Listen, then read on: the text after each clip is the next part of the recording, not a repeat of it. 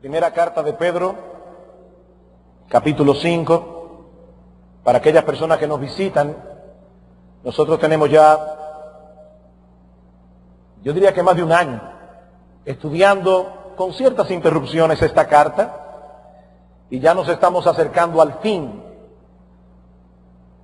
Primera de Pedro, capítulo 5, y vamos a leer los versículos 1 al 4. Ruego a los ancianos que están entre vosotros, yo anciano también con ellos, y testigo de los padecimientos de Cristo, que soy también participante de la gloria que será revelada, apacentad la grey de Dios que está entre vosotros, cuidando de ella, no por fuerza, sino voluntariamente, no por ganancia deshonesta, sino con ánimo pronto, no como teniendo señorío sobre los que están a vuestro cuidado, sino siendo ejemplos de la grey.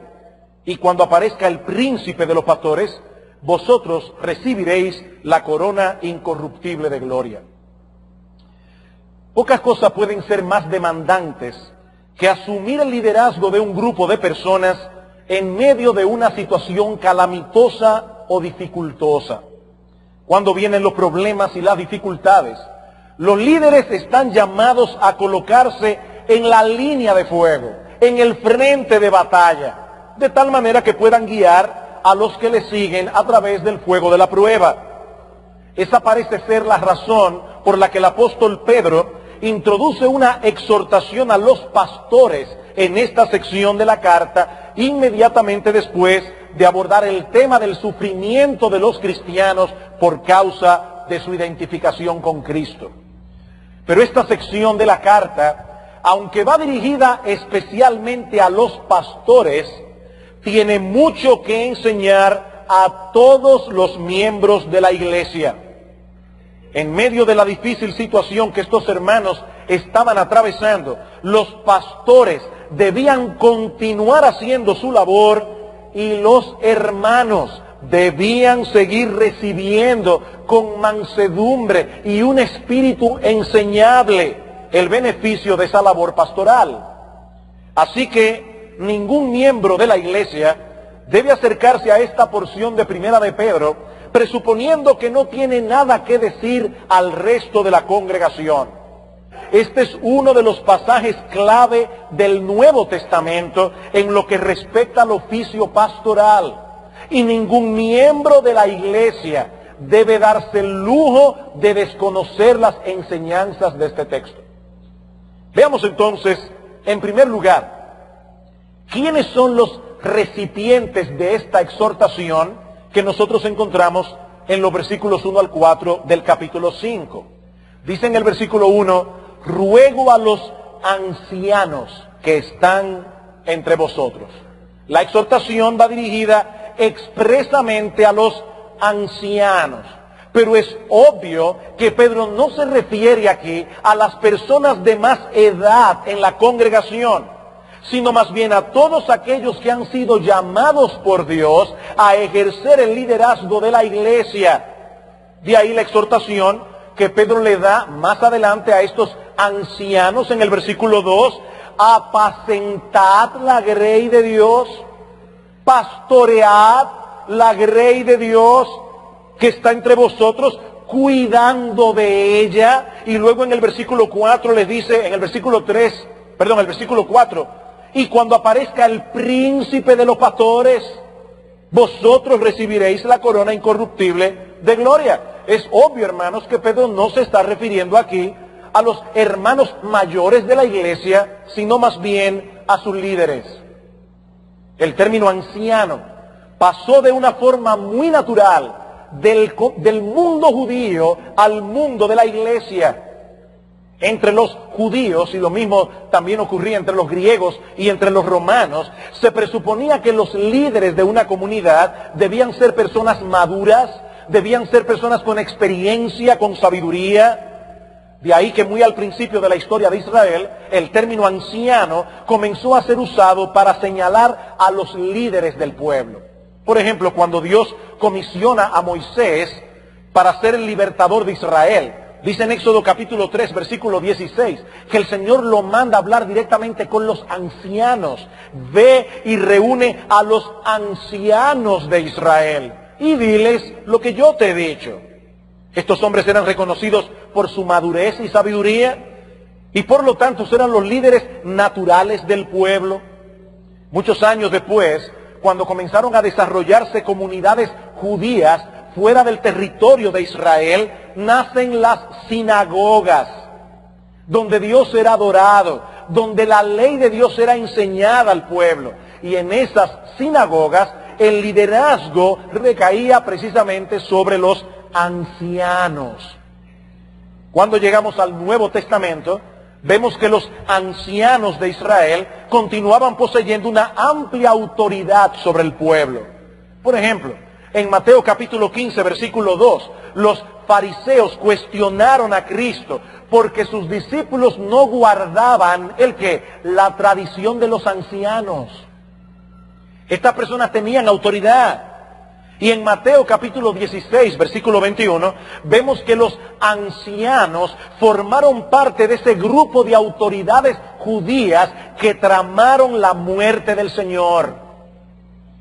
Así que en una forma muy natural, la iglesia comenzó a usar el término ancianos para designar a sus líderes. Y en ese sentido, nosotros vemos en el Nuevo Testamento que el término anciano es intercambiado por el de pastor o el de obispo.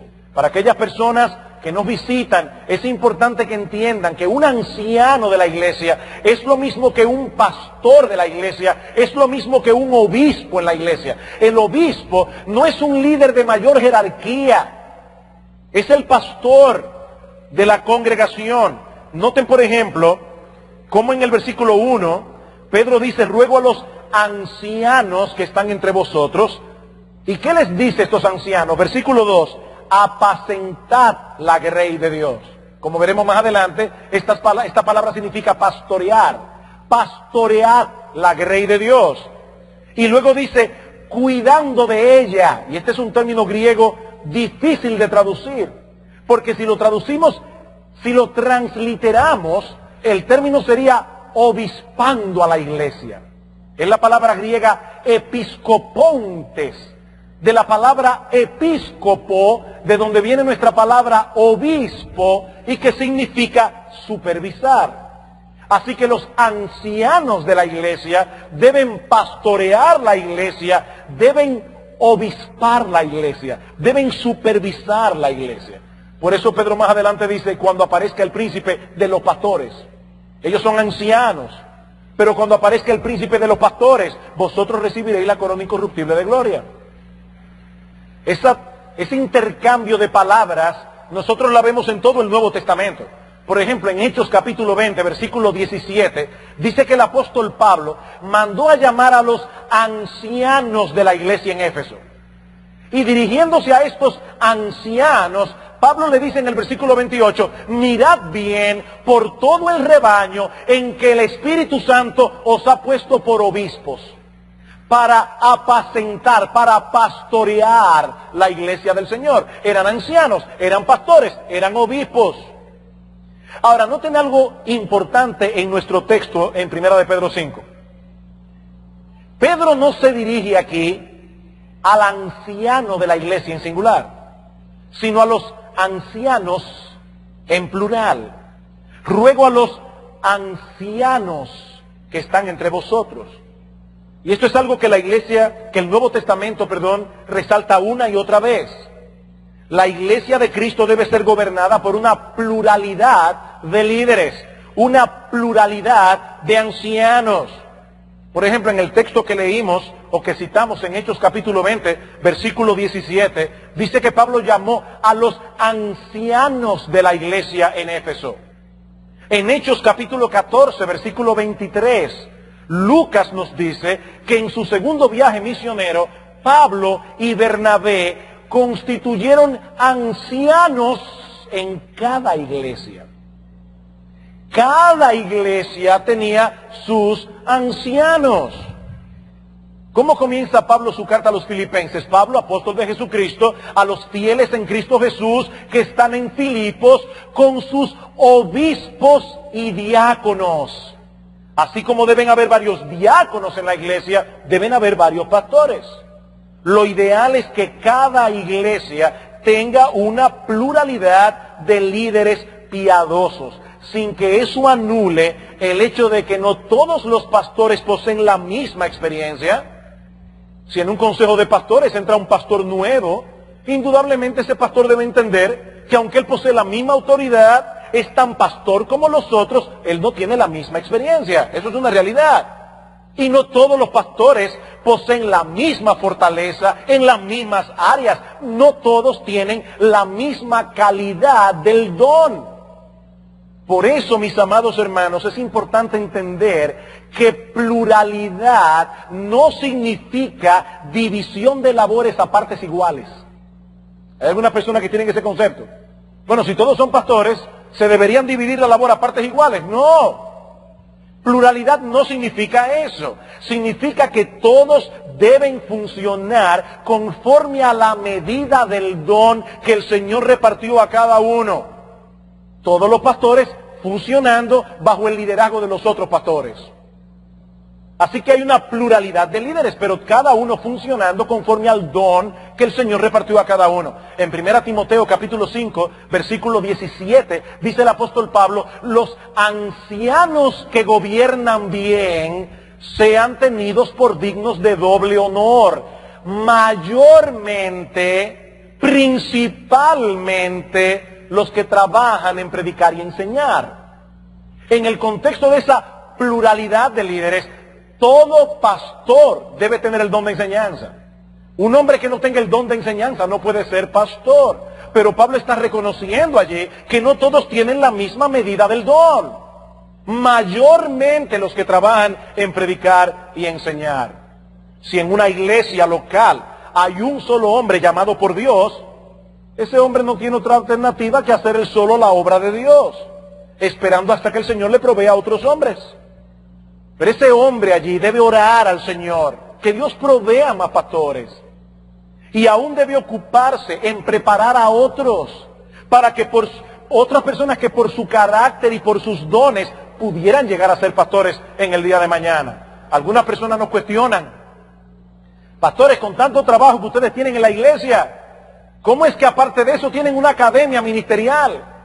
Hermanos, es que si nosotros no tenemos una academia ministerial y no estamos equipando a otros hombres, en el día de mañana, ¿qué va a pasar aquí? Que la membresía seguirá aumentando si la gracia de Dios sigue operando. Seguiremos siendo los mismos pastores y tendremos menos alternativa y menos oportunidad para servir eficazmente a la iglesia. Por otro lado, hermanos, ¿qué va a pasar cuando todos nosotros comencemos a partir a la presencia del Señor? Nosotros tenemos que dejar un relevo. Para mí una de las iglesias que me llaman más la atención en ese sentido es la iglesia de Spurgeon. Esa iglesia se fundó en el 1600, mediados del 1600. Y ¿saben qué, mis amados hermanos? Todavía esta iglesia en Londres sigue predicando fielmente la palabra de Dios. Más de 400 años después. Nosotros no podemos pensar únicamente en mañana, tenemos que pensar en pasado mañana. He ahí entonces, ¿quiénes son los recipientes de esta exhortación? Los ancianos o líderes de la iglesia. Pero debemos notar también en este pasaje la forma como Pedro se designa a sí mismo al hacer la exhortación. Noten una vez más el versículo 1. Ruego a los ancianos que están entre vosotros, yo anciano también con ellos y testigo de los padecimientos de Cristo, que soy también participante de la gloria que será revelada. Lo primero que nosotros vemos aquí es que el apóstol Pedro se coloca a la par junto con estos pastores. Él pudo haber apelado a su oficio apostólico, pero no lo hizo. En vez de asumir la postura del superior que dirige una exhortación a personas que están en una posición inferior, más bien se coloca junto a ellos en el mismo nivel de autoridad. Yo también soy pastor igual que ustedes. Yo conozco desde dentro los retos y dificultades de este oficio. Y es desde esa posición que les dirijo estas palabras de exhortación en este tiempo de dificultad. Y hermanos, eso nos dice algo del corazón del apóstol Pedro. Pedro no le tenía miedo a los títulos. En primera de Pedro capítulo 1, versículo 1, él se identifica a sí mismo como un apóstol de Jesucristo. Pero aquí en el capítulo 5, versículo 1, cuando va a exhortar a estos pastores, se identifica simple y llanamente como un pastor. Hermano, cuidado, sobre todo aquellos que tienen posiciones de autoridad, porque los títulos fácilmente se suben a la cabeza. Los títulos fácilmente se suben a la cabeza. Yo soy apóstol, pero también soy pastor.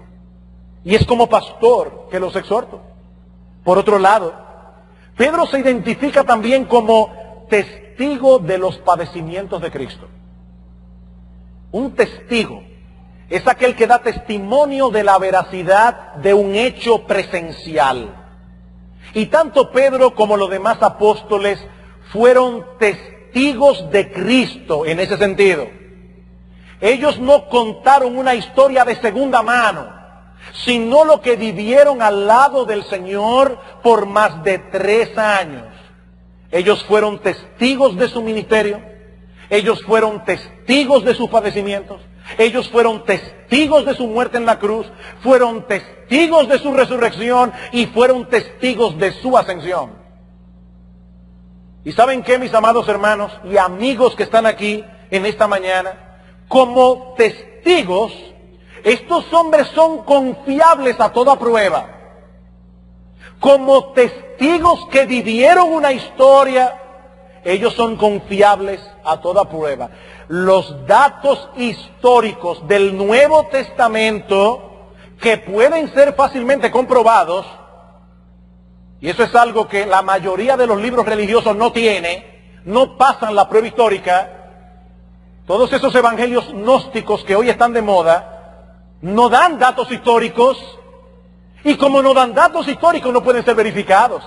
Pero el Nuevo Testamento está plagado de datos históricos, datos que han sido verificados 100%. Los datos históricos del Nuevo Testamento revelan a un grupo de autores extremadamente cuidadosos, extremadamente puntillosos en el manejo de la historia. Son testigos confiables. Mis amados hermanos, la precisión histórica del Nuevo Testamento está fuera de toda duda, que no le quepa la menor duda. Por otra parte, estos hombres resaltan en sus cartas la integridad y la veracidad como 2 virtudes esenciales que deben caracterizar a todo cristiano. Estos hombres apreciaban la integridad, estos hombres apreciaban la veracidad, pero lo que es aún más crucial, porque alguien puede decir, yo soy un hombre íntegro, pero a la hora del none busca una alternativa para salirse con la suya. En el caso de estos hombres, lo que es todavía más crucial, todos ellos, con excepción del apóstol Juan, literalmente dieron sus vidas por la verdad que proclamaban. Ellos estaban convencidos de que Jesús era el Mesías, no por lo que les contaron acerca de Cristo, sino por lo que vivieron al lado de Cristo, porque ellos vieron sus milagros, porque ellos vieron su muerte, porque ellos vieron su resurrección, porque ellos vieron su ascensión. Ellos son testigos oculares de la historia evangélica. Y esa es precisamente la credencial que Pedro presenta aquí. A mí no me lo contaron, yo lo viví. Yo soy testigo. Ahora, noten algo crucial en este punto. Pedro pudo haberse presentado para darse pompa. Yo fui testigo de los milagros del Señor. Yo estaba ahí cuando el Señor Jesucristo sanó a ese paralítico que descendieron del techo. Yo estaba ahí. Más aún, yo estaba ahí con Juan y Santiago cuando Cristo subió al monte y aparecieron Moisés y Elías y Cristo se transfiguró delante de nosotros. Yo estaba ahí, yo soy testigo ocular de eso. Pero no, en vez de eso menciona los padecimientos de Cristo. yo soy testigo de los padecimientos de Cristo. Y yo creo que en esto hay una doble intención. Por un lado, recalcar a estos hermanos lo que él ya les había dicho en el capítulo 4, versículo 13, que al sufrir como cristianos, ellos estaban transitando por el mismo camino que el Señor transitó. ¿Qué dice en el capítulo 4, versículo 12? Amados, no os sorprendáis del fuego de prueba que os ha sobrevenido, como si alguna cosa extraña os aconteciese, sino gozaos por cuanto sois participantes de los padecimientos de Cristo. Pero por el otro lado, Pedro mismo se está identificando con ellos en sus sufrimientos. Es como si él dijera, yo soy testigo de los padecimientos de Cristo, pero no solo en el sentido de que yo presencié lo que él tuvo que sufrir, sino que yo también he tenido que pagar mi cuota de sufrimiento por causa de mi identificación con el Señor. La palabra testigo en griego es martus, de donde viene la palabra mártir, de donde viene la palabra martirio. ¿Saben por qué se le llama mártires a los mártires? Porque eran personas que daban testimonio del Señor y estuvieron dispuestos a pagar con su vida el testimonio que daban con su boca. Y Pedro sabía probablemente que unos meses más tarde, él mismo iba a dar su vida crucificado boca abajo. ¿Y cómo lo sabía? O porque en Juan capítulo 21, el Señor le dijo, cuando tú eras joven, tú ibas donde querías, pero cuando ya seas viejo, alguien te ceñirá y te llevará a donde tú no quieres y extenderá tus manos. Y dice Juan, esto dijo dando a entender la muerte que Pedro iba a morir. Y allí la famosa novela, pero ella es una novela Quo Vadis. Los más mayorcitos recordarán esa novela, donde el autor dice que Pedro, cuando comienza la persecución de Nerón, sale huyendo de Roma. Y dice que en el camino, dice la leyenda, se encuentra a Cristo que viene caminando hacia Roma. Y Pedro le pregunta, Señor, Quo Vadis, ¿a dónde vas? Y dice que Cristo le dijo a este hombre, a Roma, a ser crucificado otra vez.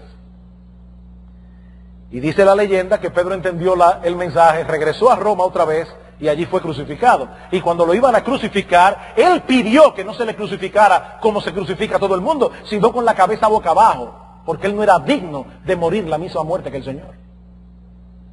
Este hombre dio testimonio de su fe, fue testigo de los padecimientos de Cristo, pero no simplemente de boca, él estuvo dispuesto a dar su vida por el Señor. Y es como si estuviera diciendo estos pastores, hermanos míos, ancianos pastores, yo conozco las dificultades por las que ustedes están atravesando, pero aún así, apacienten la grey de Dios. Ustedes tienen una labor que hacer y deben hacerla con fidelidad a pesar de las dificultades. Y amados hermanos, esto es una lección para todos nosotros, creyentes de todo tipo, pastores y no pastores. Mis hermanos, para nadie será fácil hacer la obra de Dios en un mundo caído que aborrece a Dios. Para nadie será fácil. Por eso Wesley, cuando enviaba a sus hermanos a predicar, cuando regresaban le preguntaba, ¿le tiraron piedra? No. ¿Se convirtieron? No. ¿Y entonces qué fue lo que ustedes predicaron? Un poco exagerado, pero da la idea. Da la idea. Hermanos, ese es nuestro llamado. Alguien decía que cuando Pablo llegaba a una ciudad, Pablo no preguntaba cómo eran los hoteles, él preguntaba, ¿y cómo son las cárceles aquí? ¿Cómo son las cárceles? Porque de una manera u otra él sabía que tenía un gran riesgo de parar en una de ellas. Todos tenemos que pagar un precio por la obra de Dios, no solamente los pastores, los cristianos. Cada uno según el don y las oportunidades que el Señor le confiera. Pero esa no es toda la historia, gracias a Dios. Al final del versículo 1, Pedro se describe también como participante de la gloria que será revelada.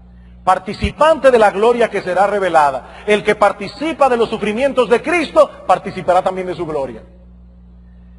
Esa es la idea que aparece en el versículo 13 del capítulo 4. Gozaos por cuanto sois participantes de los padecimientos de Cristo, para que también en la revelación de su gloria os gocéis con gran alegría. Mis amados hermanos, el camino transitado por Cristo pasa por la cruz, pero termina en la gloria. Pasa por la cruz, pero termina en la gloria. Si sufrimos con Él, también reinaremos con Él. Así como ningún cristiano podrá evadir totalmente las dificultades de vivir como cristiano en este mundo maldito por el pecado, en este mundo dañado por el pecado, en este mundo bizarro por el pecado. Para los que no saben, bizarro es lo que funciona al revés. Así también todo cristiano puede estar completamente seguro que las aflicciones del tiempo presente no son comparables con la gloria que en nosotros ha de manifestarse, como dice Pablo en Romanos capítulo 8, versículo 18. Hablando precisamente acerca de las dificultades que tendrían que enfrentar sus discípulos por causa de su identificación con Él, dice el Señor en Mateo capítulo 10, versículo 32, a cualquiera pues que me confesare delante de los hombres, yo también le confesaré delante de mi Padre que está en los cielos. Y a cualquiera que me niegue delante de los hombres, yo también le negaré delante de mi Padre que está en los cielos. Es por eso, mis amados hermanos, que en Apocalipsis capítulo 21, versículo 8, hablando de quienes van a poblar el infierno, se da una lista de pecados. ¿Y saben cuál es el primer pecado que se menciona allí? La cobardía. Pero los cobardes e incrédulos, los abominables y homicidas, los fornicarios y hechiceros, los idólatras y todos los mentirosos tendrán su parte en el lago que arde con fuego y azufre, que es la muerte segunda. A cualquiera que me confesare delante de los hombres, no importa el precio que tenga que pagar, yo lo confesaré delante de mi Padre. Pero aquel que me niegue delante de los hombres, aquel que se avergüence de mí delante de los hombres, yo también le negaré. Mi hermano, no importa las dificultades que nosotros tengamos que pagar aquí por el hecho de ser cristianos. No, lo único que importa es que en aquel día lo único que valdrá la pena es haberse identificado con el Señor. Haberse identificado con el Señor. Hemos visto entonces los recipientes de esta exhortación, los ancianos. Hemos visto cómo Pedro se designa a sí mismo al hacer la exhortación. Veamos en tercer lugar el contenido de la exhortación. El contenido de la exhortación. Y hay dos cosas básicas que Pedro dice en nuestro texto a los ancianos, a los pastores. Por un lado los exhorta al cumplimiento de su deber y por el otro les advierte de la motivación que debe gobernarlos en el ejercicio de ese deber. El deber de los pastores, versículo 2. Apacentad la grey de Dios que está entre vosotros, cuidando de ella. Pedro se refiere aquí a la iglesia como la grey de Dios, el rebaño de Dios. Y de ese modo nos enseña dos cosas cruciales acerca de la iglesia. En primer lugar, que la iglesia es posesión exclusiva de Dios. No es la iglesia de los pastores, ni siquiera es la iglesia de los miembros. No, los miembros juntos le pertenecen a Dios. Forman la iglesia que es posesión de Dios, porque Él la compró con un alto precio, la sangre preciosa de Cristo. Y eso debe poner en nosotros un gran peso, en los pastores, al cuidar de la iglesia, al cuidar del rebaño. Eso nos dice que no solamente debemos hacerlo con diligencia, con responsabilidad, sino también bajo los parámetros de Dios, que es el dueño legítimo de la iglesia. Hermanos, nosotros los pastores no tenemos derecho a ponernos a inventar con la iglesia. Y muchas veces los cristianos presionan a los pastores para que se pongan a inventar. Porque nosotros los cristianos muchas veces parecemos como atenienses. ¿Recuerdan ustedes lo que Lucas dice de los atenienses en Hechos capítulo 17? Dice que solo se complacían cuando oían algo nuevo.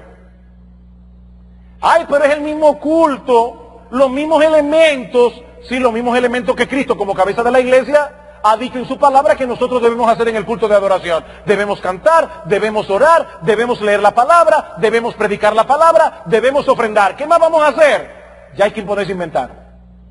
Ya hay que ponerse a inventar. Porque Cristo, la cabeza de la iglesia, el dueño legítimo de la iglesia, no ha dicho nada más.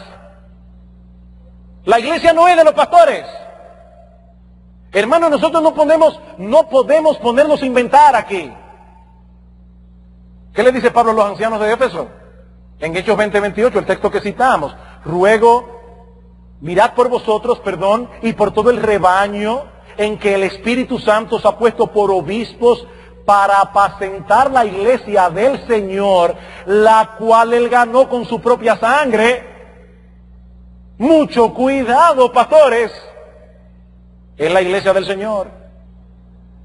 ¿Qué le dice Pablo a Timoteo en 1 Timoteo capítulo 3, versículo 15? Esto te escribo, Timoteo, aunque yo tengo la esperanza de ir pronto a verte, para que si tardo, sepas cómo debes conducirte en la casa de Dios, que es la iglesia del Dios viviente, columna y baluarte de la verdad. Timoteo, no te pongas a inventar con la iglesia.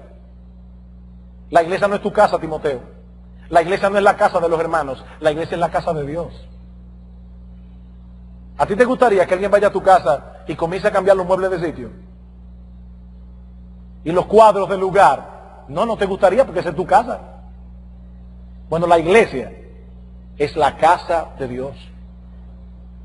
Pero por el otro lado, esa expresión, la grey de Dios, el rebaño de Dios, nos recuerda, mis amados hermanos, la necesidad que tenemos los creyentes de ser guiados y pastoreados. La iglesia no es un conjunto de lobos, no es un conjunto de tigres. La iglesia no es una jauría, es un rebaño de ovejas. Y la oveja es un animal débil, indefenso, corto de vista, necesitado del cuidado de un pastor. Una oveja que se extravía del rebaño puede morirse de hambre, o de sed, o de frío, o ser devorada por los lobos. Por eso, hermanos, es que en la Escritura la imagen de un rebaño sin pastor se presenta como un cuadro patético. ¿Recuerdan ustedes en Mateo capítulo 9, versículos 35 al 36, que dice que Cristo, viendo la multitud, sintió compasión porque estaban desamparadas y dispersas como ovejas que no tienen pastor? Y el texto dice literalmente que a Cristo se le removieron las entrañas. Y yo estoy seguro que al Señor Jesucristo se le revolvieron las entrañas porque había gente pobre, porque eran enfermas que venían a buscar sanidad. Todo eso es real. Pero hermanos, lo que el texto revela es que el corazón de Cristo se conmovió porque eran como ovejas que no tenían pastor. Estaban desamparadas y dispersas. La iglesia es un rebaño y el Señor es su pastor. Pero una de las provisiones del pastor a su rebaño son pastores humanos que velen por el bienestar espiritual de las ovejas. Hay personas que en una forma errónea dicen, yo no sigo hombres. Y eso es verdad, hermanos. Nosotros no seguimos hombres. Nosotros seguimos a Cristo. Pero Cristo ha dado hombres y los ha investido de autoridad para pastorear y guiar la iglesia. Entonces, cuidado, porque esa expresión yo no sigo hombre es una media verdad. Y una media verdad, dicha como si fuera toda la verdad, es una mentira. Una media verdad, dicha como si fuera toda la verdad, es una mentira. Dios ha dado hombres. De ahí la exhortación de Pedro en el versículo 2. Apacentad la grey de Dios que está entre vosotros, cuidando de ella. ¿Qué deben hacer los pastores? Bueno, en primer lugar, apacentar el rebaño. Y esa palabra apacentar significa pastorear. Así como los pastores, es decir, los pastores del campo, los pastores literales, protegen, guían, alimentan al rebaño Así también los líderes de la iglesia deben proteger, guiar, alimentar al pueblo de Dios. Y yo no dudo que cuando Pedro escribió esta exhortación, recordó él mismo lo que Cristo le dijo en Juan capítulo 21. Pedro, ¿tú me amas? Sí, Señor, tú sabes que te amo, apacienta a mis corderos. Pedro, ¿tú me amas? Sí, Señor, tú sabes que yo te amo, apacienta a mis ovejas. Apacienta a mis ovejas. Por otra parte, los pastores están llamados a cuidar del rebaño, cuidando de ella. Y como ya decía anteriormente, esa expresión que Reina Valera traduce con la frase cuidando de ella es una sola palabra griega que significa supervisando a la iglesia. Cuidar el rebaño velando por su condición. Ahora bien, hermanos, ¿cómo se supone que han de hacer eso los pastores? Sobre todo cuando tienen que cuidar una iglesia grande. Créanme, hermanos, que eso es algo que para nosotros es un dolor de cabeza. ¿Cómo pastorear un rebaño tan grande en una forma efectiva? Yo creo que la clave está en la palabra apacentar. Apacentar. Una de las tareas principales del pastor es la de mantener a las ovejas bien alimentadas. Ellos deben guiarlas a los mejores pastos, deben guiarlas a las aguas más limpias. En el caso de las ovejas de Cristo, ese alimento espiritual no es otro que el de la palabra de Dios. Por lo tanto, el llamado principal, no el único, pero el llamado principal de los pastores es enseñar al pueblo de Dios la palabra de Dios, tanto a nivel público como a nivel privado. Yo sé que esta iglesia ha sido ampliamente instruida acerca de esta labor pastoral, por lo que no voy a detenerme mucho en esto hoy, pero déjenme citar brevemente algunos textos. Por ejemplo, ¿recuerdan ustedes en Hechos capítulo 6, cuando hubo un problema porque las viudas de los griegos comenzaron a quejarse de que estaban siendo mal atendidas? ¿Qué hicieron los apóstoles?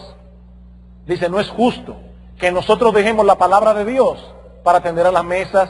Busquen 7 varones que atiendan ellos ese oficio y nosotros persistiremos en la oración y la predicación de la palabra.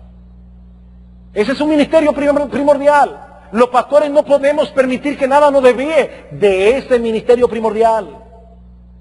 Primera Timoteo capítulo 4 versículo 6, Pablo dice, Timoteo, en los postreros tiempos muchos apostatarán de la fe, escuchando a espíritus engañadores y a doctrina de demonios.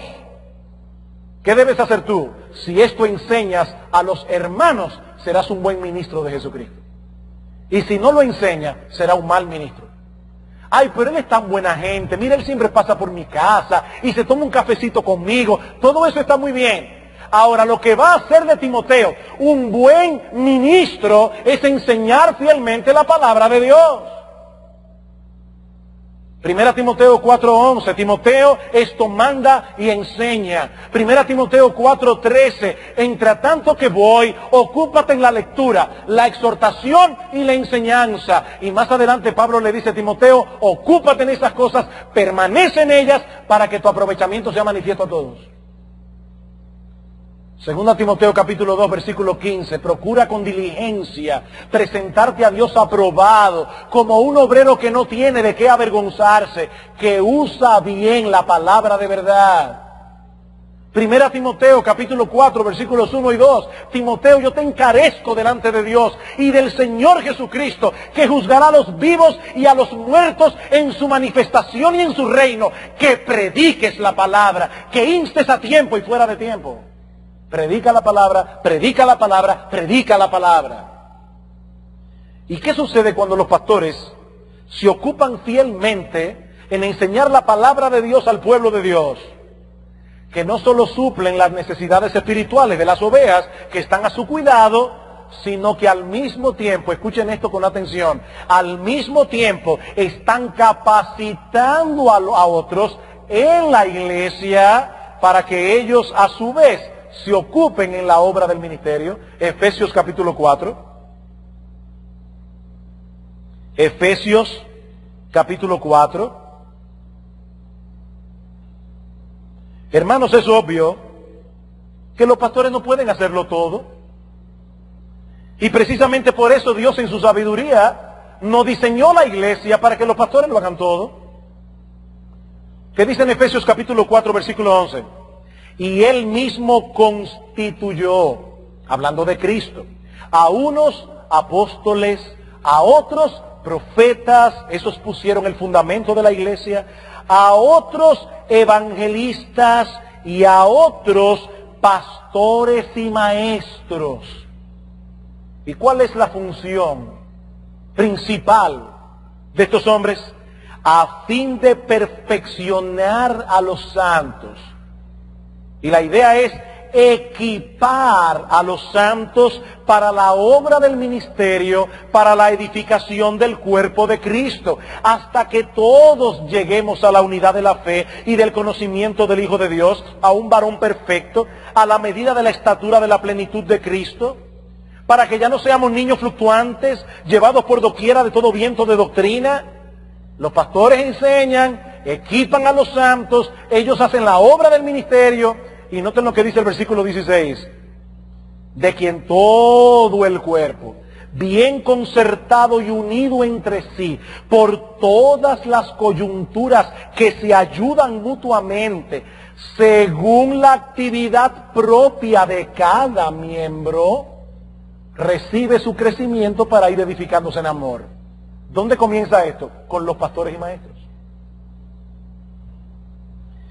Así que esta perspectiva de la iglesia de Cristo, como un rebaño de ovejas, conducida por pastores, por un lado llama a los pastores a dedicarse fielmente al cuidado de esas ovejas, a proveerles el alimento, a proveerles la dirección que sus almas necesitan. Pero, mis amados hermanos, esto también llama a las ovejas a desarrollar una relación de confianza y cercanía con esos pastores. Yo siempre he dicho que para que esta dinámica sea posible, se necesitan pastores que se dediquen a pastorear, se necesitan ovejas que se dejen pastorear. Las dos cosas tienen que estar allí. De ahí la exhortación de Pablo en 1 Tesalónica capítulo 5. 1 Tesalónica capítulo 5, versículo 12.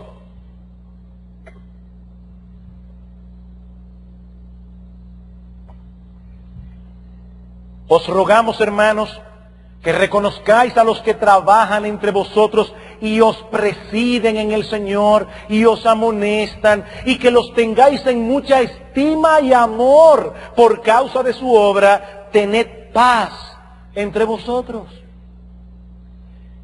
Hermanos míos, hermanos amados, miembros de Iglesia Bíblica del Señor Jesucristo, no debe haber recelo ni desconfianza entre los líderes y la congregación, sino una relación de apertura y amor. La figura de un rebaño no nos habla de un montón de ovejas caminando cada una independientemente por su propio camino, buscando el alimento que más le guste, a la hora que le guste. No, mis hermanos, habla de un grupo de ovejas que posee cohesión entre ellas y una relación cercana con un liderazgo en particular. Por eso me llamó mucho la atención cómo Pedro dice: apacentad la grey de Dios que está entre vosotros. Que está entre vosotros. Y en el versículo 3 dice: no como teniendo señorío sobre los que están a vuestro cuidado. ¿Y saben cuál es la palabra allí literalmente? No como teniendo señorío sobre la parte de la heredad que a ustedes les tocó. Hermanos, Dios providencialmente, en su providencia, guía a las personas de ciertas maneras para venir a formar parte de una iglesia local. La Biblia no reconoce cristianos libres. ¿A qué iglesia tú perteneces? A la iglesia universal. No. Los cristianos no pueden pertenecer a la iglesia universal. Tienen que pertenecer a un rebaño en particular, con hermanos particulares, con un liderazgo particular. Por eso Pedro puede decir a los ancianos: apacentad esa parte de la que a ustedes les tocó. Cada miembro debe tener su iglesia, cada iglesia debe tener sus pastores. Pero Pedro no se limita a desglosar el deber de los pastores, sino que también les advierte de la motivación que debe gobernarlos en el ejercicio de su deber. Versículos 2 al 3. Apacentad la grey de Dios que está entre vosotros, cuidando de ella, no por fuerza, sino voluntariamente, no por ganancia deshonesta, sino con ánimo pronto, no como teniendo señorío sobre los que están a vuestro cuidado, sino siendo ejemplos de la grey. Hay 3 peligros del que Pedro nos advierte aquí. El primero es servir a la iglesia de mala gana, cuidando de ella no por fuerza. Hay que arrastrarlo a ese hombre para que haga la obra. Dice, no voluntariamente. Esa palabra que se traduce aquí como fuerza significa compulsión.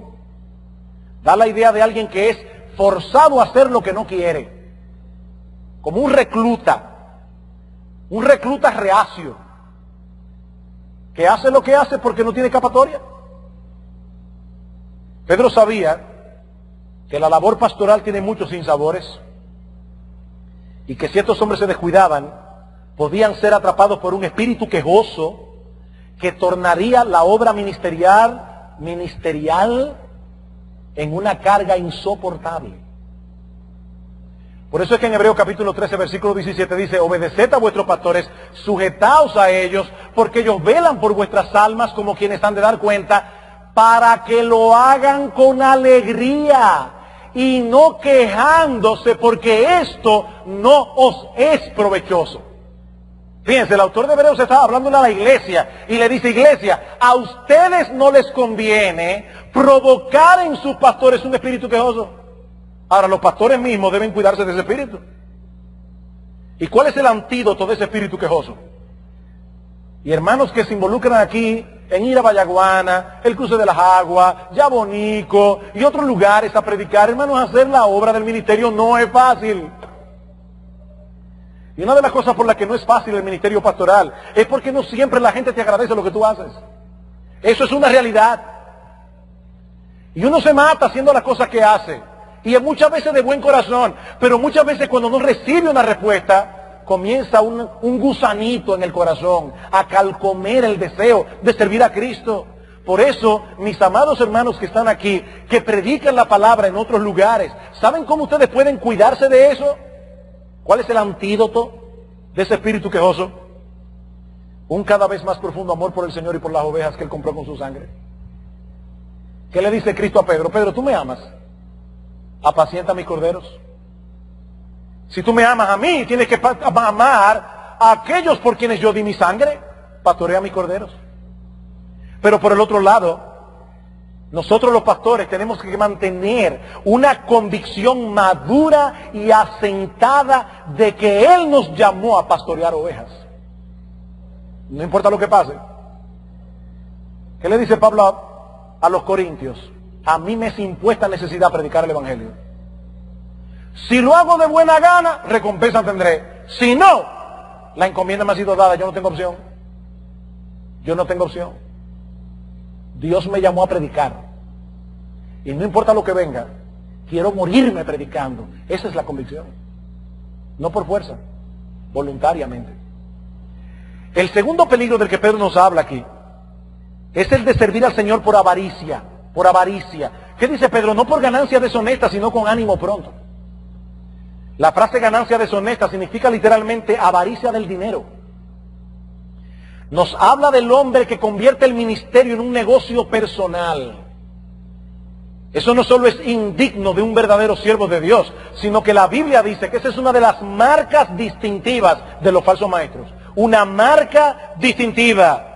¿Qué dice en 2 de Pedro capítulo 2, versículo 2? Y muchos, hablando de los falsos maestros, seguirán sus disoluciones, por causa de los cuales el camino de la verdad será blasfemado.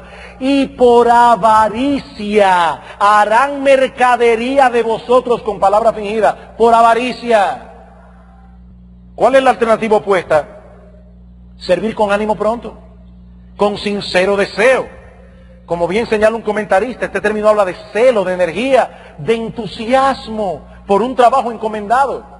Un entusiasmo que se opone al espíritu calculador de aquellos que solo tienen en mente una recompensa económica.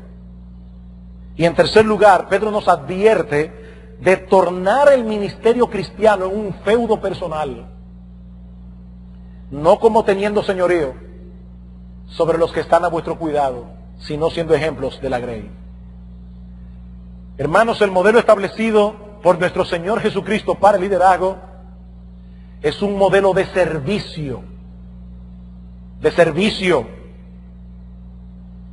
Los líderes cristianos están llamados a servir, no a dominar. ¿Qué le dice Cristo a los discípulos en Mateo, capítulo 20, cuando ellos estaban discutiendo cuál de ellos iba a sentar a la derecha y cuál a la izquierda? Dice el Señor en Mateo capítulo 20, versículo 25, entonces Jesús llamándolos dijo, ¿sabéis que los gobernantes de las naciones se enseñorean de ellas?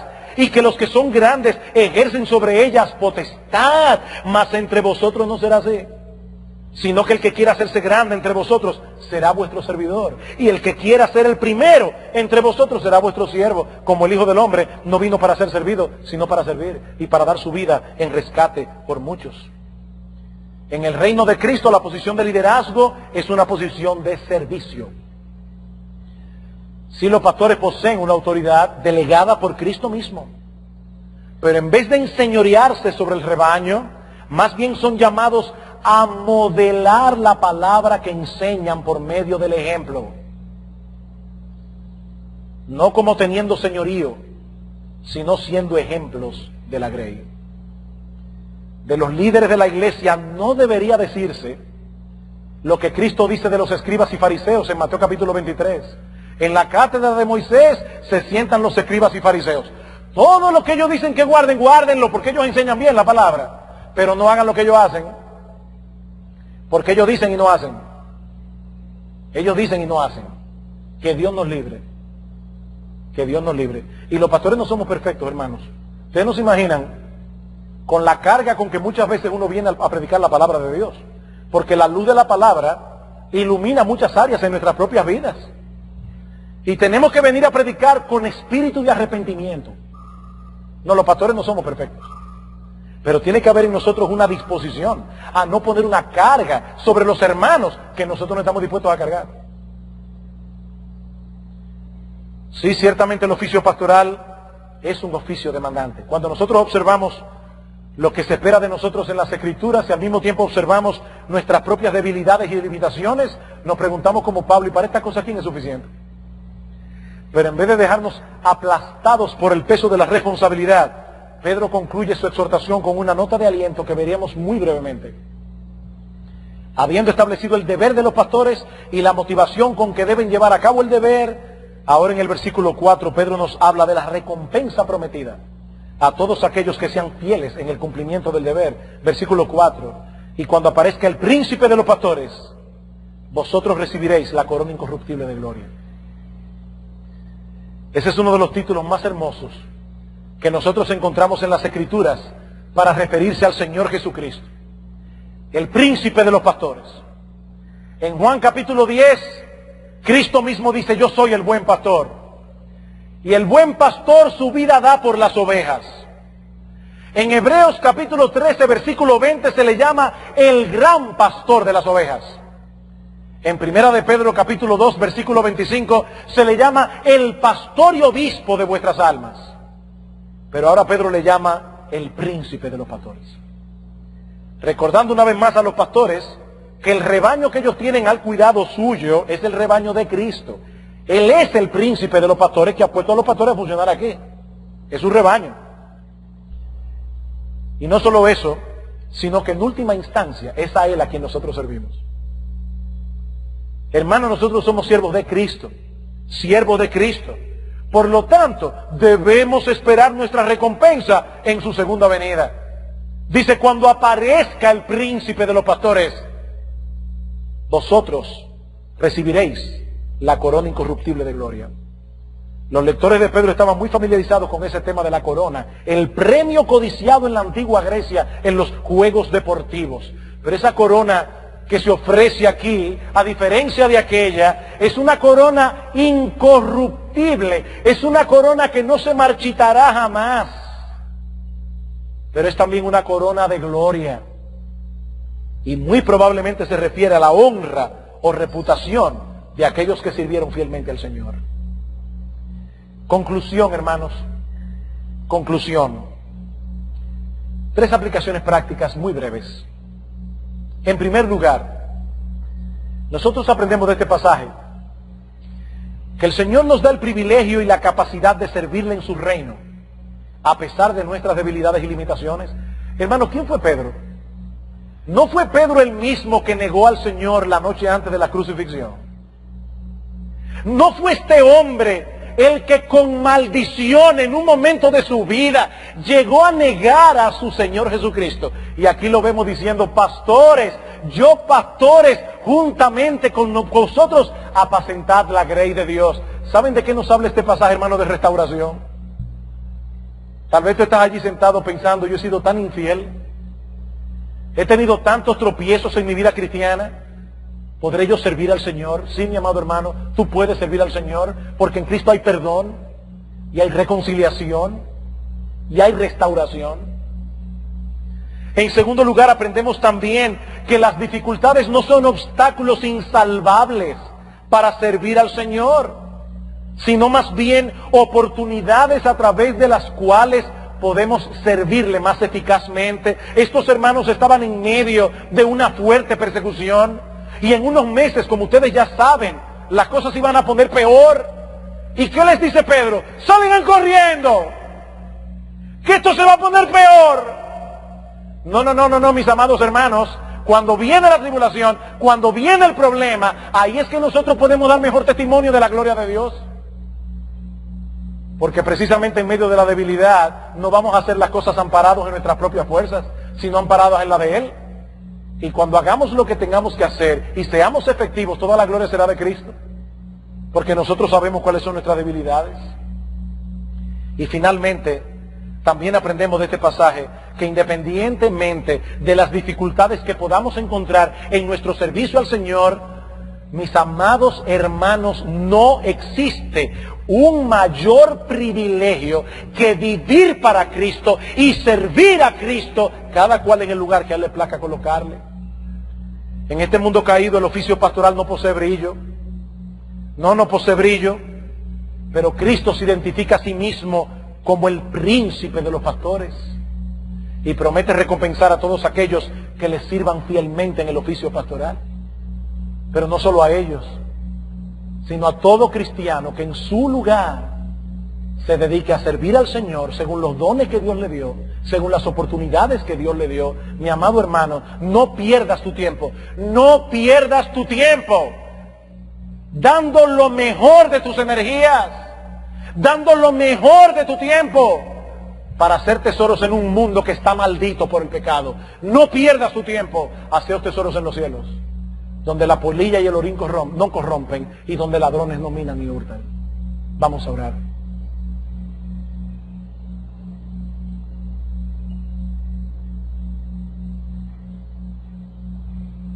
Bendito Rey Salvador, gracias por habernos permitido en esta mañana abrir tu palabra. Gracias por el aliento que ella nos da para seguir haciendo tu obra a pesar de las dificultades. Señor, nada vale más la pena que vivir por Cristo y servir a Cristo. Pero somos débiles, Señor. Somos débiles.